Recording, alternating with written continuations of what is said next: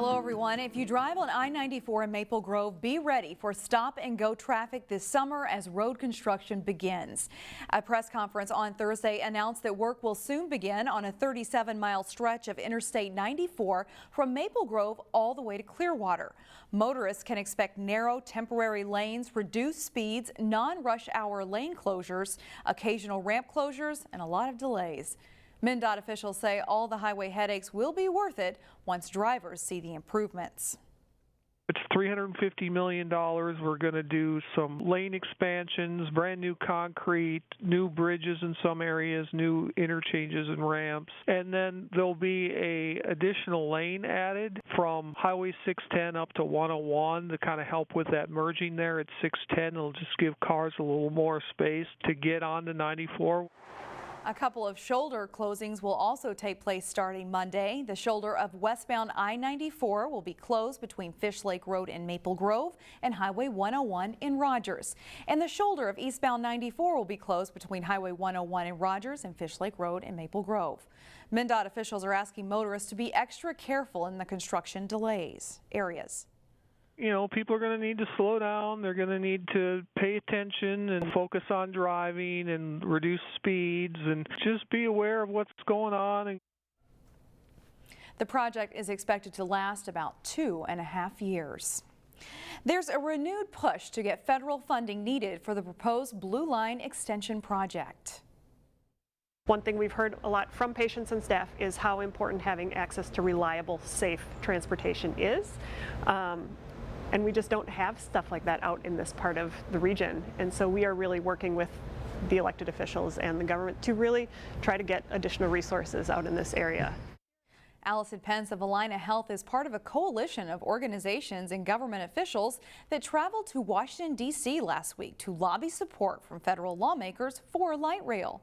Allina operates Courage Kenny Rehabilitation Institute in Golden Valley, which is less than a half-mile from a proposed Blue Line light rail stop. It would provide a more reliable public transportation option for Courage Kenny's 6,000 patients and 500 employees. Really, the feeling was these are tax dollars that Minnesota is paying into the federal government, and we should be working to get them back into our communities instead of them being spent in other parts of the country.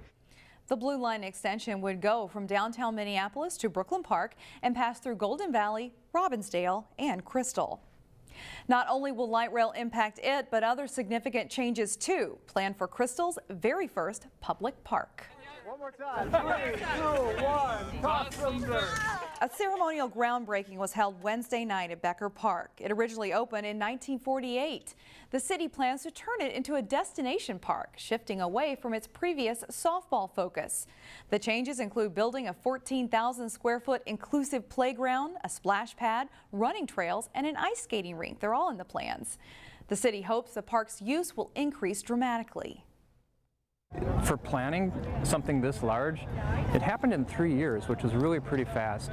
You know, with the support of the businesses, with the support of the community, with the support of the potential light rail coming, you know, there was nothing really slowing this down, so we haven't had a lot of hitches.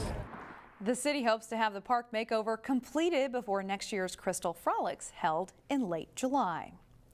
Deciding how Golden Valley hauls away garbage is getting a unique helper, the Golden Valley League of Women Voters. The local civic group is conducting a study on a possible change.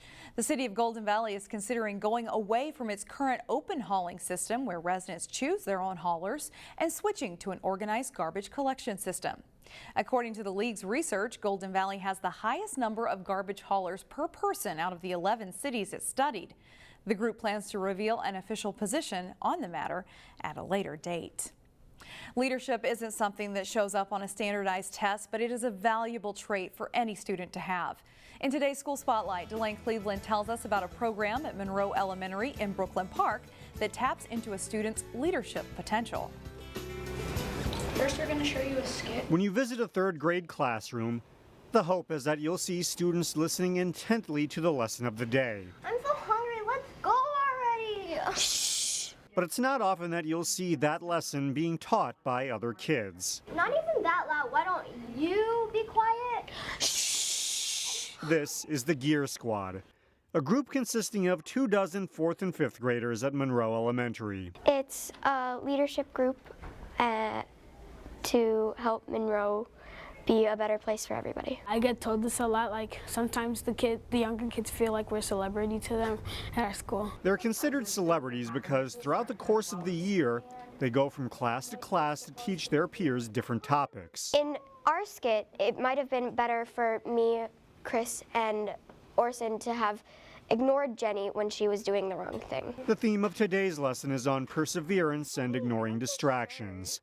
And they have a captive audience of third graders who take it all in. I think they teach really well, like real teachers, and we should listen to them as teachers like that too. This is the first year of the Gear Squad, and staff members say that for the students involved, it's a valuable experience. We knew we had a group of kids in this school that had leadership skills, had leadership capabilities, and we really wanted to offer to that group of kids the ability to make a difference at Monroe. Each of the Gear Squad members had to go through an application and interview process to join. Okay guys, now we're gonna try and distract you. The hope is that by being part of the Gear Squad, that they not only teach their classmates some important lessons, but that they'll continue to grow as leaders. But also just to really be focused on making a difference wherever they are, to really be helpful and kind and be the leader that they can be. In Brooklyn Park, Elaine Cleveland, CCX News.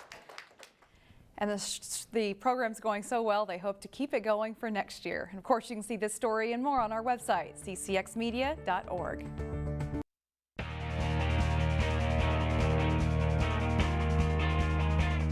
The Heritage Christian Academy baseball team is the defending Class A state champion. Graduation and transfers left a few holes on the roster, but the Eagles will co-op with Groves Academy this season and are still confident about their chances. Here's Jason Melillo. After several years of near misses, Heritage Christian Academy won the 2018 Section 4A title and followed that by winning the Class A state title. And the Eagles admit preseason practice feels a little different as reigning state champs. I think this year, having that experience from the guys that have been in the program, even those guys that weren't playing a ton, but being around the team and having that team chemistry and being through those things with the team, they're all hungry to get right back there. It was really fun for us to get over that hump, especially the whole state experience. I mean, it was wild. It was pretty crazy, and it was a great time. And the state championship playing at Target Field just made it that much better. Heritage Christian did lose a lot of good players, including Twins draft pick and ace pitcher Seth Halverson. This spring, sophomore Josh Lightowler and freshman Joe Chansky will lead the Eagles pitching staff. I think we just focus on getting outs. We're not going to be like overpowering teams. We just need to be good defensively and just get strikes and get the ball on the ground and get some outs. We might have not have the top end like we've had last year, but I think we have a little bit deeper staff this year than maybe we did last year. Junior infielder TJ Guggenberger will be a leader for Heritage, and catcher-pitcher Taylor Broderson is back for his senior season. Broderson was a beast in the Eagles' 2018 section run. He's a gamer. He's one of those guys where you come at practice and you notice him, but you don't notice him like, automatically he's their best player. But when you watch a game and you pay attention to the details and pay attention to everything that goes on behind the plate and when he's at the plate, the guy's a gamer. This season will be a work in progress for the Eagles, but they know what it takes to go all the way, and that's still the goal. Jason Melillo, CCX Sports. Heritage hopes to get a pair of games in Saturday, and they'll play at CHS Field Tuesday against the new co-op of West Lutheran Maranatha. Well, Totino Grace was in the hunt for the Northwest Suburban Conference baseball title until the final week of the season last spring. Here's a preview of the Eagles. Totino Grace was so close to being a state tournament team last season. The Eagles sailed into the final round in Section 5 4A without a loss in the postseason before getting swept by Mounds View in the final. That's purely used as motivation for most of the guys here. I mean, that was a tough way to go out, especially being up 1-0. Perfect night, CHS. It was tough to let that one go by. Oh, for sure. We're a very hungry group, ready to return back to the section finals, and I think this group is fully capable of doing so. You sure hope they got enough of a taste to really want to get back at it and continue to give good effort and have great attitude and have fun with it. These guys really like playing baseball, and they really like each other. And so that combination is a good spot to start. The Eagles have a good group back from a team that went 9-4 in league play and tied for second in the Northwest Suburban Conference. It has them excited for the possibilities this spring. Yeah, I'm actually really excited for it. You know, we got a pretty strong class of seniors now this year, juniors last. So we got a good amount of starters in, and I know our pitching is going to be good like it normally is, so it's just going to come down to our bats this year. Outfielder Stephen Hand, catcher-pitcher Christian Morrell, first baseman Quinn Gurman, and pitcher Alex Stevens are among the key returners. The mound staff looks solid. I would say our pitching is probably our strongest point right now. I think our pitchers are a lot a ways ahead of our hitters right now, being in the gym, but we're hoping to get that a little closer together once the season starts coming around. If a team can pitch, I think they got a chance to do just about anything.